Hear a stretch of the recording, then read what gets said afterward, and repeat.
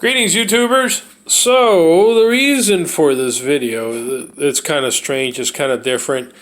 There's this guy on YouTube here named RL Poole, Poole, that's been doing a bunch of videos about Coral Castle, and I was watching some of them, and there was some good information. But there was some stuff that just really annoyed me. It annoyed me enough to make a video. So, what are we looking at here? So this is a piece of coral rock. Those of you that live in South Florida already know what we're looking at. Please excuse the drinking dog in the background. This particular piece of coral rock came from the parking lot at Coral Castle. It was part of the debris when they were doing construction. It was just there in a pile of spoil, of waste dirt from where they were digging a trench. Didn't come off the Coral Castle structure. It was in a pile of dirt that got dug out of the parking lot. But it's the same rock. So this guy RL Poole was saying that there was no way that the guy who built Coral Castle used those leaf spring pieces as chisels. Okay, first of all, he said that they're made out of soft iron. Nothing can be further from the truth. Leaf springs are made out of extremely hard iron. In fact, people who make custom knives and swords use leaf spring material.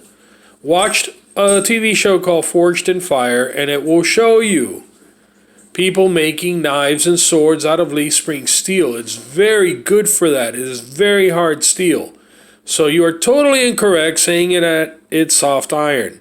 Sorry, dude. Wrong. The other thing that's wrong.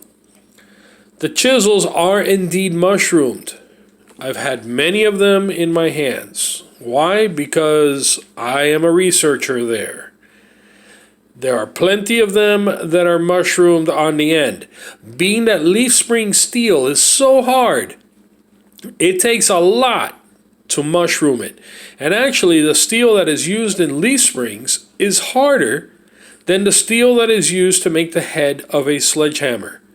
If you do not believe it, look up the quality. I believe it's ASTME is the specification for those type of metals.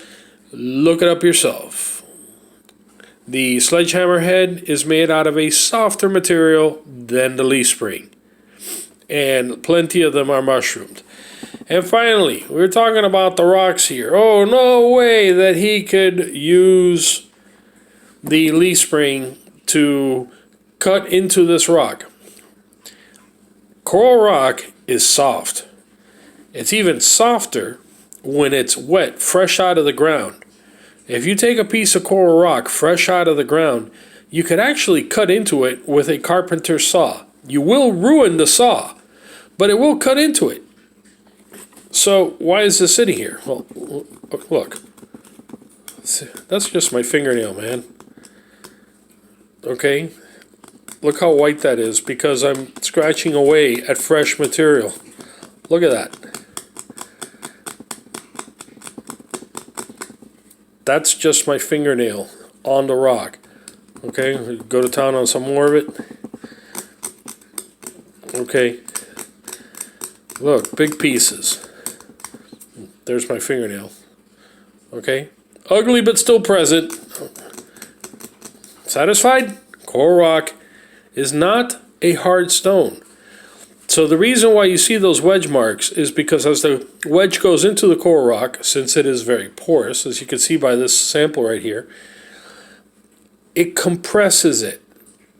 And that's why it's nice and smooth when you touch the wedge marks at Coral Castle. It's compressing the stone. That's what's happening. Yes, you can cut into this with the wedges, especially when it's fresh out of the ground. It's easier to cut when it's fresh out of the ground. This is by no means a hard stone. So, could Ed cut into the stones at Coral Castle, quarry the stones with the wedges? Absolutely. Are the wedges made out of soft steel? No, they are hardened steel. Look it up. Are the ends of the wedges mushroomed? Yes, there's plenty of them that are. but there was more havoc wreaked on the sledgehammer handle than on the wedge itself. So I hope this corrects that misconception. Mr. Poole, I was watching some of your videos, and there's some interesting information. There's things that make you say, but the whole wedge thing, sorry, that is wrong. Good night.